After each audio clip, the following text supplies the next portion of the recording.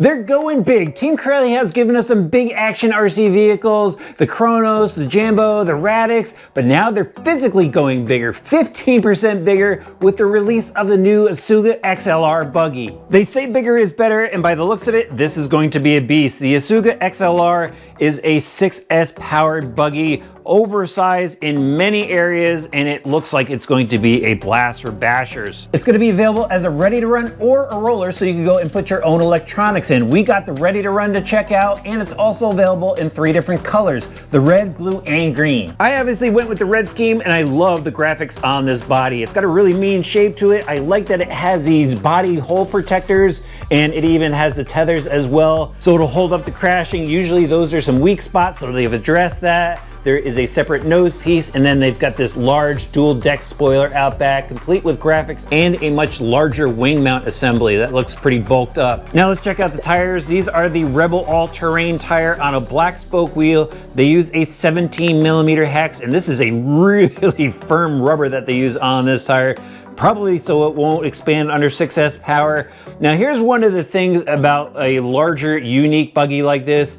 There's not gonna be a lot of buggy tire options available. In fact, you're probably gonna have to use some truck tire options, and I actually know some people like to use that on a buggy.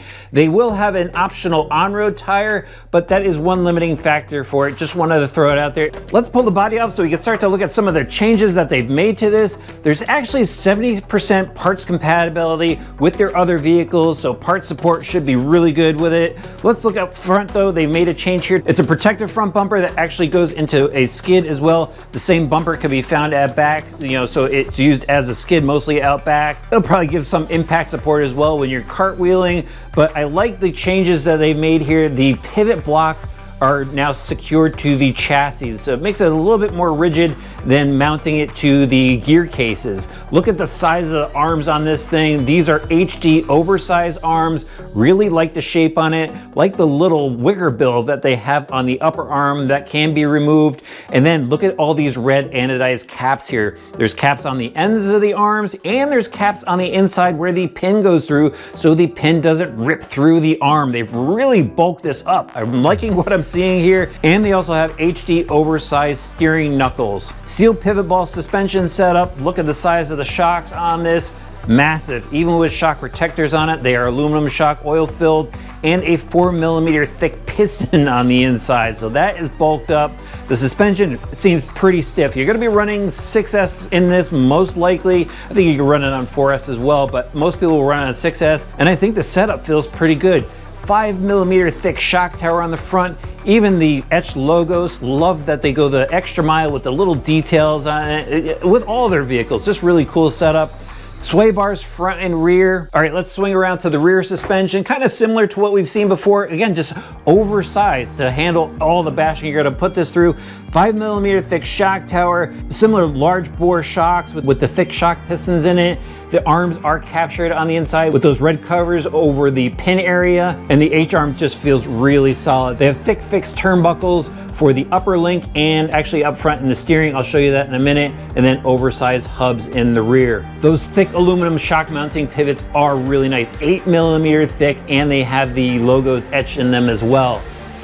All right, let's take a quick look at the steering. It's a twin crank steering setup, lower Ackerman link, and they have the aluminum upper support plate on it. Servo saver built into the system. And they have a bunch of composite parts up front here just to support everything for the bashing that this is gonna go through. Check out the chassis, 4mm thick, black anodized, and they have all these saying etched into the bottom. Push your limits, engineered to be fastest, and the Team Corelli logo. Looks really good. The only thing I noticed that I want to point out is the rear skid kind of sits off of the chassis a little bit, and that's going to start collecting some dirt under there. Might not be a big deal, but definitely an area to watch. And then big mud guards on the side. Up top here, we have a similar battery mounting tray that we've seen before, Velcro strap, so it's easy to put all different types of batteries in here. And then in the center, check out all of the chassis bracing. So there is a metal plate in the front above the steering, and then it goes down to this big, thick composite plate, one in the front and then another in the back, and then it spans up to the shock tower. And then to tie it all together with the center diff mount, they have this aluminum plate with etched logos on it, but really heavy duty setup by the looks of it. Now onto the drivetrain. Kind of your standard quote-unquote A-scale style drivetrain setup, front, center, and rear differentials, oil-filled of course. They have CNC cut gears for the ring and pinion, and then the spring steel outdrives. Absolutely love the bronze look of these. These spring steel outdrives are used throughout the entire car. And then up front, they have CV style drive shafts, and then dog bones for the center, and then dog bone setting to drive out to the wheels in the rear. The front and rear differentials have composite cups, but the center differential has the aluminum center sections, because this is the differential that builds up a lot of heat. So they went with an aluminum unit here so it won't distort, it won't fail. The back side of the center differential is actually the motor mount, all CNC machined aluminum, slider style, definitely like that setup. And that really leaves us with the electronics in this ready to run. Again, this is available as a roller as well. They have the high torque Variprop 7225 servo, metal gears, and an aluminum servo horn. I definitely like that. The Torox 185 speed controller that we've seen in their vehicles before with XT90 plugs on them. They even have a jumper installed from the factory. There is your on-off switch and set button. You can program this. It does have some functionality to it, and it is waterproof.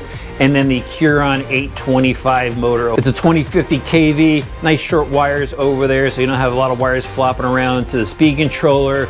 Just really done up well. Let's just finish up with what comes in the box. The C2R 2.4 gigahertz radio system with foam wheel, instruction sheets, antenna, bind plug, and that's it. You have to supply the battery and charger, some AA batteries for the radio system. Now let's head out and drive this. It's been raining, guys, so I'm not sure how much runtime I'm gonna get in on it, but at least it'll give you an idea of how this beast performs. Well guys, it's cold, it's wet, it's raining, but I'm here at the BMX track. It's really muddy, but I'm looking forward to driving the Asuga. Let's go.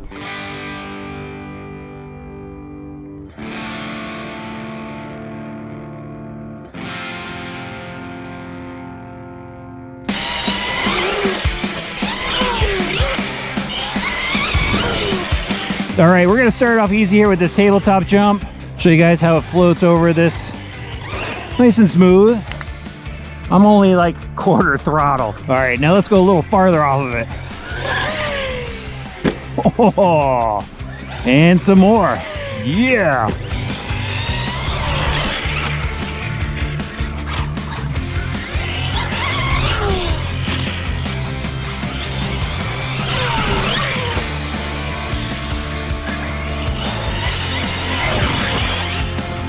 Time for the step up into the berm. This could be dangerous. We'll float the tabletop. Oh, no problem. Look at that. Little bounce. Noticing a little bounce from the oil not being thick enough. On the bench, it felt good, but I like the stability of the car. That extra size is definitely noticeable over an A-scale buggy. Yeah.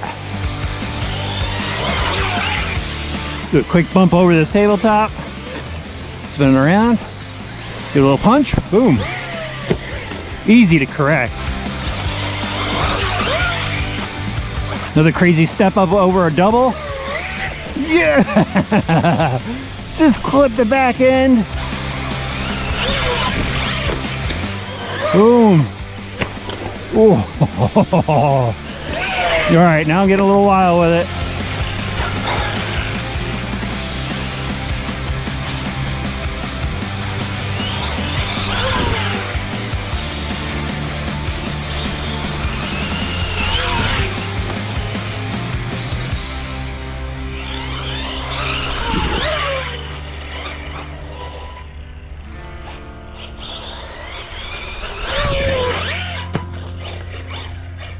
Now backwards off the waterfall.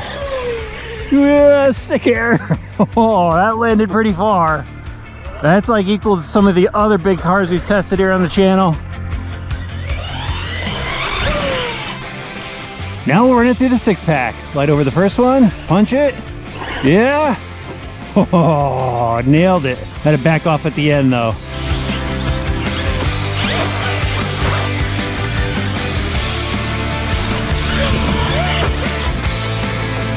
Man, that thing's a monster. Takes a lot to get it upset.